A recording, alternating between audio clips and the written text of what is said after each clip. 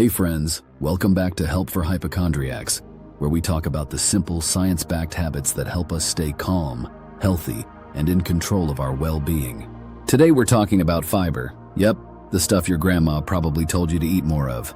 Turns out grandma was so right, because when you really dive into the research, fiber is one of the most powerful, underrated tools we have for long-term health. And if you're like me, someone who constantly thinks about disease prevention and longevity, fiber should be right at the top of your priority list. Let me start with this. I used to think fiber was just about digestion, bowel movements and being regular. But the more I learned, the more I realized fiber is connected to so many parts of health, from gut microbiome to cancer risk, to inflammation, to even brain health. And as someone who suffers from health anxiety, I'm always trying to stack the deck in my favor. I want every bite I take to be working for me, not against me. So fiber became one of those things I started prioritizing every single day. So what exactly is fiber? Dietary fiber is a type of carbohydrate that your body can't digest. Unlike other carbs, fiber passes through your digestive system mostly intact. But that doesn't mean it's useless. It acts like a maintenance crew, a traffic cop, and a personal trainer for your gut, all rolled into one. There are two main types of fiber. Soluble fiber dissolves in water and forms a gel-like substance. It helps lower blood sugar and cholesterol levels. Insoluble fiber adds bulk to your stool and helps things move through your digestive tract. Both types are important and both offer some surprising health benefits, especially if you're trying to outwit disease like I am. Your gut is home to trillions of bacteria, and many of them feed on fiber. When you eat fiber, especially soluble fiber and resistant starches, you're feeding your good gut bacteria. In return, they produce compounds called short-chain fatty acids that reduce inflammation and help maintain the integrity of your gut lining. A healthy gut has been linked to reduced risk of everything from autoimmune disorders to depression.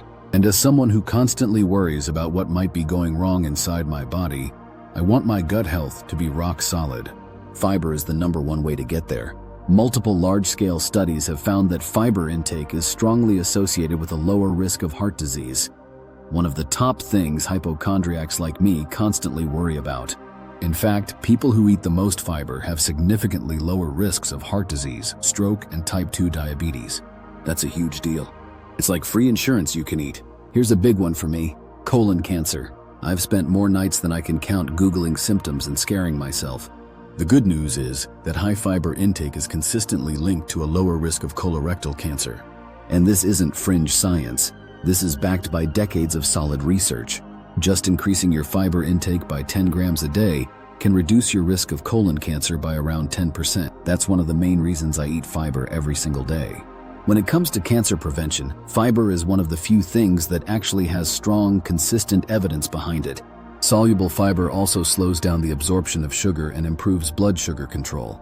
That means fewer spikes and crashes, which is good for your energy, your mood, and your long-term health.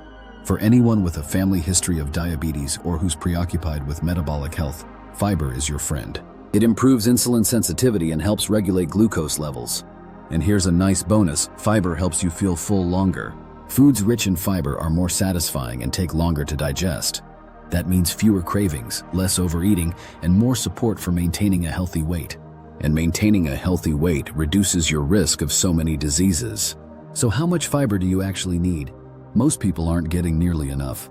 Adult men should aim for around 38 grams per day, and women should aim for about 25 grams, but most people barely get half that.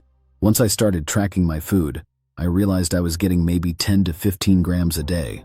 No wonder I felt sluggish and bloated sometimes. So I made it a mission, at least 35 to 40 grams of fiber a day. Every day, no excuses. Here are some of my favorite high-fiber foods: chia seeds, flax seeds, lentils, black beans, chickpeas, raspberries, blackberries, apples with the skin, avocados, broccoli, Brussels sprouts, quinoa, oats, barley, almonds, pistachios, sunflower seeds. I build every meal around fiber now. I add chia to my yogurt, beans to my salads, and berries to everything. Let's be real. Some days you just can't hit your fiber goal with food alone. That's where fiber supplements come in, and I do use them occasionally. Here are a few good options. Psyllium husk is a great source of soluble fiber. It helps with cholesterol and gut health and is found in products like Metamucil. Acacia fiber is gentle on the gut and helps feed good bacteria. Inulin is another prebiotic fiber, though it can cause gas for some people. Methylcellulose is a non-fermentable option that works well if you're sensitive to others. My personal go-to is psyllium husk in water once a day when I fall short, but I always try to prioritize food first. And if you're taking fiber supplements, make sure to drink plenty of water. Otherwise, you'll feel worse, not better. Here's a look at what a typical fiber-packed day looks like for me. Breakfast: Greek yogurt with chia seeds, blueberries, and almonds. That's 10 to 12 grams right there. Lunch: a big salad with black beans, quinoa, and avocado, about 15 grams. Snack: an apple with the skin plus a handful of pistachios, around 8 grams. Dinner: lentil soup with a side of roasted Brussels sprouts, another 12 grams. That gets me to about 45 grams of fiber a day. And if I miss the mark, I add a teaspoon of psyllium in water before bed. Easy. So yeah, fiber might not be flashy. It's not the supplement of the month or some miracle pill, but it's one of the most evidence-based, proven ways to improve your long-term health. And when you're a health hypochondriac like me, someone always looking for ways to avoid the worst-case scenario, fiber gives you a real edge. It helps you sleep better at night, knowing you're doing something measurable, daily, and powerful for your health. If this video helped calm your mind or gave you something useful to work with, please give it a like and subscribe to Help for Hypochondriacs. We're building a community of people who care deeply about their health and want to take control, one habit at a time. Let me know in the comments. How much fiber are you getting right now? And what are your favorite high-fiber foods? Until next time, breathe deep, eat smart, and stay well.